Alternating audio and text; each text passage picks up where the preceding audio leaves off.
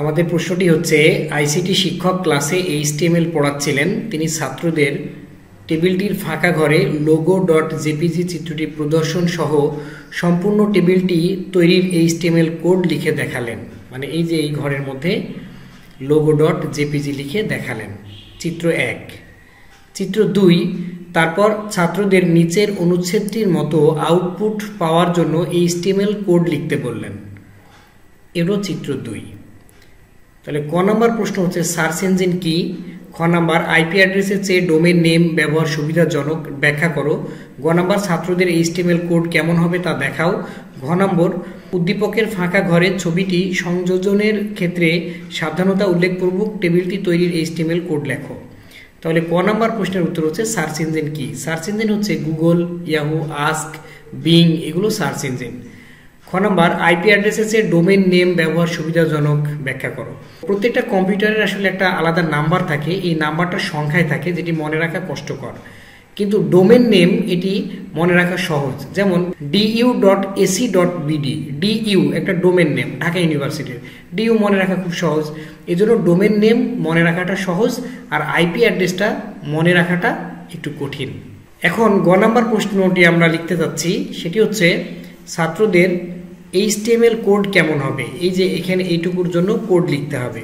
তো আমি কম্পিউটারে লিখে দেখাতে চাচ্ছি এটি। এর জন্য আমি কম্পিউটারে নোটপ্যাড প্লাস প্লাস সফটওয়্যারটি ওপেন করে নিলাম।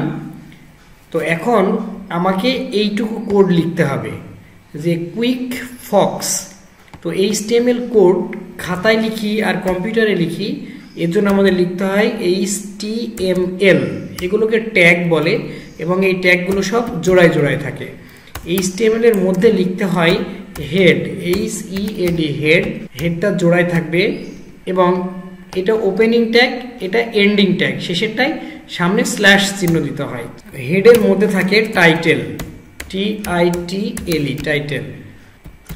তো আমরা টাইটেলটা দিলাম, বোর্ড দিলাম, BOARD, বোর্ড।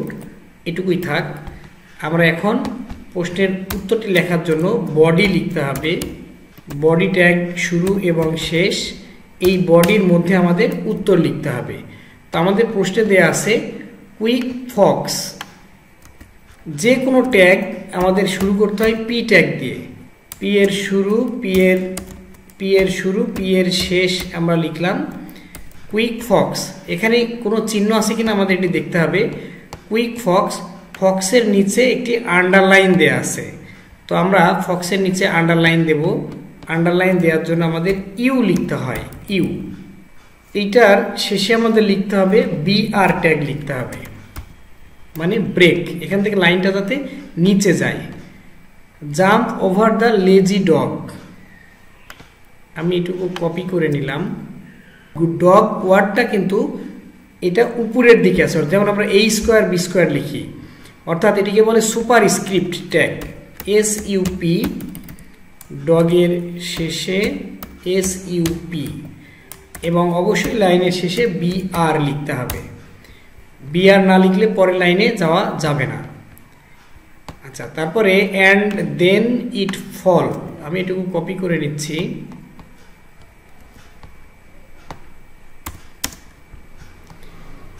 আমাদের কেমন আছে একটু দেখি এখানে প্রশ্নে। দেনটা আছে নিচে, মানে সাফিক্সে আছে। দেন সাবস্ক্রিপ্টে আছে SUB। নিচে পাঠাতে চাইলে সাব লিখতে হবে, আর উপরে পাঠাতে চাইলে সুপার লিখতে হবে।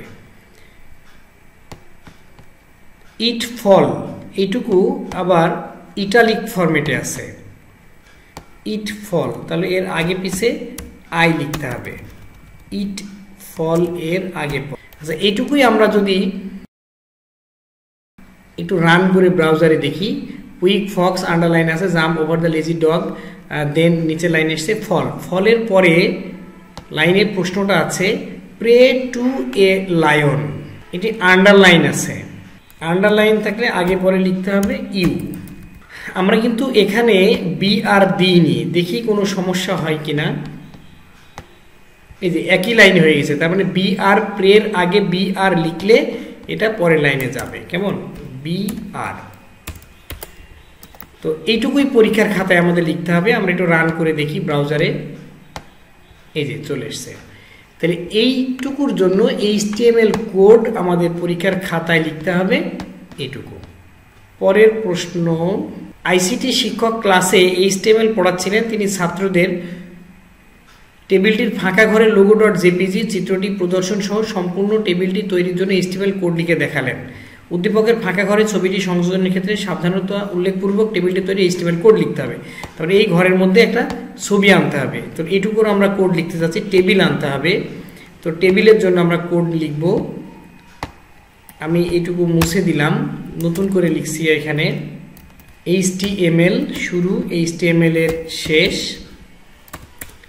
এর মধ্যে head, HEAD head, open close, হেডের মধ্যে আমরা টাইটেল নামের একটা ট্যাগ রাখবো।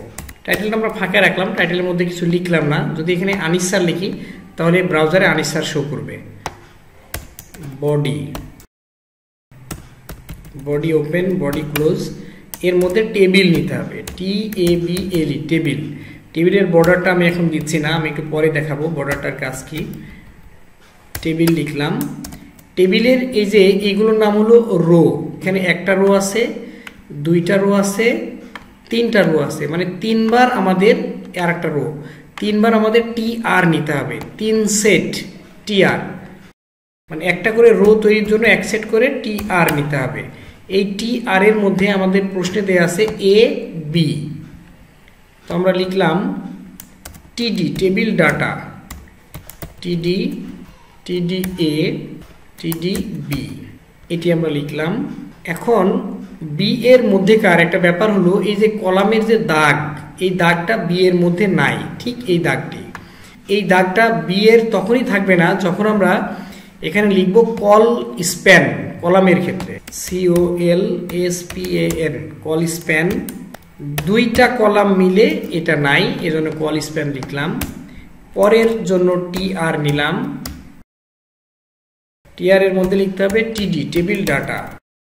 তাহলে আমার পরেরটার টেবিল ডাটা কি আছে, এখানে C আর D আছে, এখানে লিখলাম C, আর এক সেটের জন্য লিখলাম D। আচ্ছা, এইটুকুই আমরা একটু রান করে দেখি আমাদের এখানে ব্রাউজারে যে কি হচ্ছে। এই যে ABCD টেবিলটা কিন্তু আসছে না। কেন টেবিল আসছে না? যে আমরা টেবিলের জন্য এখানে আরো একটি অ্যাট্রিবিউট নিতে হবে, BORDER table border equal 1 pixel. এখন আমরা এটি দেখতে পারবো ব্রাউজারে, এই যে ব্রাউজারে আমরা দেখতে পাচ্ছি। তাহলে CD আসলো, প্রশ্নে আর কি আছে, সিডির পরে এই যে এখানে আরো একটি রো আমরা দেখতে পাচ্ছি, এই রোটি কিন্তু এখানে নাই, আছে এই রোটা কিন্তু নাই, এবং এখানে লোগো দিতে হবে, লোগো। তাহলে আমরা এখানে লিখলাম D এর পরে লোগো দেব, আপাতত লোগোই রাখলাম। এখানে কি নাই, রো নাই, রো স্প্যান ইকুয়াল 2, দুইটা রো নাই।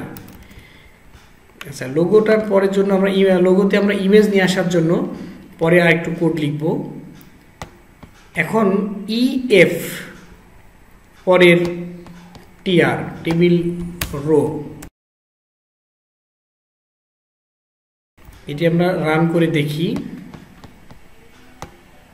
এখন এমন হচ্ছে, একদম এক্স্যাক্টলি যেমন আছে তেমনই হয়েছে, তবে এগুলোকে মাঝে পাঠাতে হবে, ABCD এগুলোকে। এর জন্য আমাদের একটু কোড লিখতে হবে, অ্যালাইন সেন্টার। আমরা সব জায়গায় অ্যালাইন সেন্টার TR এর মধ্যে এটি লিখে দিচ্ছি, ওপেনিং ট্যাগের TR এর মধ্যে। এটি আমরা রান করে দেখি কেমন হচ্ছে। ওকে, এগুলো একদম মিডিলে চলে এসছে। এখন এখানে একটি লোগো নিয়ে আসতে হবে, লোগো মানে ছবি। তো আমরা একটি ছবি নিয়ে আসি, লোগো। ইমেজের জন্য ট্যাগ লিখতে হয় IMG SRC, ইমেজের যে ট্যাগ, ইমেজের নামটি আমাদের এখানে logo.jpg, আমি এই নামে একটি ইমেজ এনে রাখছি আগেই। উইডথ দিলাম 20 পিক্সেল, হাইট দিলাম 20 পিক্সেল। এখন আমরা এটি রান করে দেখি। আমার লোগোটি এখানেই থাকতে হবে, যেই ফোল্ডারে আমি ইন্ডেক্সকে রাখছি সেখানেই লোগোটাকে থাকতে হবে। এখন এটি আমি রিলোড করে দেখাই, এই যে লোগোটি এখানে চলে এসছে। তাহলে আমাদের এই পরীক্ষার প্রশ্নটি HTML কোড দেখানোর জন্য আমাদের এইটুকু কোড পরীক্ষার খাতায় লিখতে হবে। ঠিক আছে, তো ধন্যবাদ, আজকে এই পর্যন্তই।